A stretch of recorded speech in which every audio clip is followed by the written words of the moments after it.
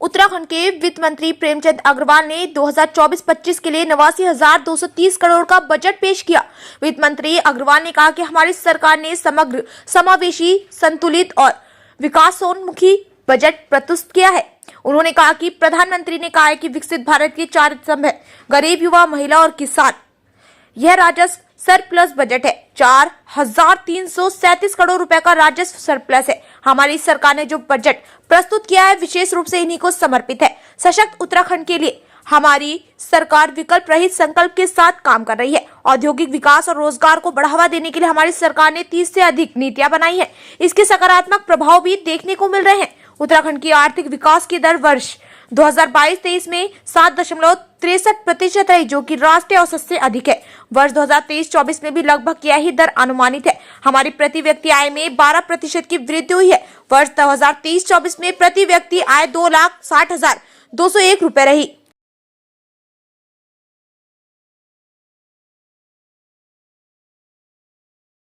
एक ही बात कह सकता हूँ कि हमारे जो हम लोग हमेशा कहते हैं कि सबका साथ, सबका विकास, सबका विश्वास और सबका प्रयास, उस मूल मंत्र के साथ हमने इस बजट में गरीब को, युवा को, अन्नदाता को, किसान को, इनको समर्पित ये समावेशी समग्र बजट हमने प्रस्तुत किया है। और आप जानेंगे कि हमारी सरकार ने इसमें गरीब कल्याण के लिए लगभग 5658 करोड़ का प्रावधान किया है, जिसमें गरीबों के आवास के लिए 93 करोड़, खाद्यान्न आपूर्ति के लिए 600 करोड़ और इसी प्रकार से जो निःशुल्क गैस रिफिल है 55 करोड़ का, उसमें उनको प्रावधान किया है। युवा कल्याण की बात करूं, 1679 करोड़ के लगभग हमने इसमें प्रावधान किया है। और आप जानते हैं कि अभी हमारे यहाँ राष्ट्रीय खेल होने हैं, उसके लिए भी 250 करोड़ का प्रावधान किया है।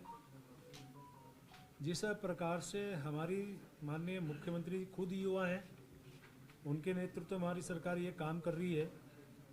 और अन्नदाताओं की यदि हम बात करें तो बहुत सी बातें मैंने अभी इस सत्र के दौरान कही थी। मैं ये भी कह सकता हूँ कि इसमें हमने 2415 करोड़ का लगभग प्रावधान किया है। अब जैसे मिलेट्स की बात कर रहे हैं तो हमारे यहाँ तो बहुत सारा पहाड़ी जो उत्पाद है वो मिलेट्स के रूप में इस्तेमाल हो रहा है। बहुत सारी चीज़ें ऐसी हैं कि जो पहले कहा जाता था ये गरीब का खाना है, आज वो 5 स्टार होटल में वो प्रेफर किया जा रहा है। तो ये सरकार की नीतियों का ही परिणाम है। और उसी प्रकार से हमारे यहाँ दीनदयाल उपाध्याय सहकारिता किसान कल्याण योजना, मिशन एप्पल, किसान पेंशन, मुख्यमंत्री मत्स्य संपदा योजना। अब आप ये ट्राउट का उत्पादन इस बीच में कितना बढ़ा है, ये आप सब देख ही रहे हैं।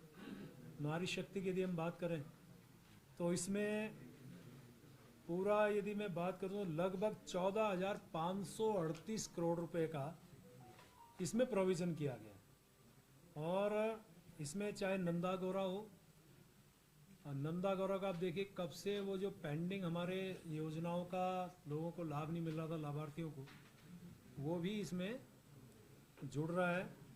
मुख्यमंत्री महालक्ष्मी योजना है, मुख्यमंत्री वात्सल्य योजना है, गंगा गाय महिला डेयरी विकास योजना है। यानी कि इस प्रकार से मैं संक्षेप में आपको ये विषय रख रहा हूँ। और सबसे इसमें बड़ी बात ये है जीडीपी के अनुपात में हम ऋण भी हमारा कम हो रहा है। अवस्थापना संरचना के रिकॉर्ड हमने 13,780 का हमने इसमें व्यवस्था की है। यानी हम कैपिटल खर्चे को हम लोग जो है ज़्यादा प्राथमिकताएं दे रहे हैं। आप लोग अक्सर एक बात कहते हैं, तो मैं जो ऋण की बात है अक्सर आप लोगों का जो भाव रहता है वो बहुत, उस पर मैं बताना चाह रहा हूँ कि जो हमारे यहाँ बोरोइंग एंड अदर लाइबिलिटीज़ हैं वो 2017-18 में थी 7,248 करोड़ 56 लाख रुपया। 18-19 में ये रही 6,208 करोड़। 19-20 में ये रही 7,942 करोड़। 20-21 में ये थी 7,768 करोड़। 21-22 में ये थोड़ा कम हुई 3,273 करोड़।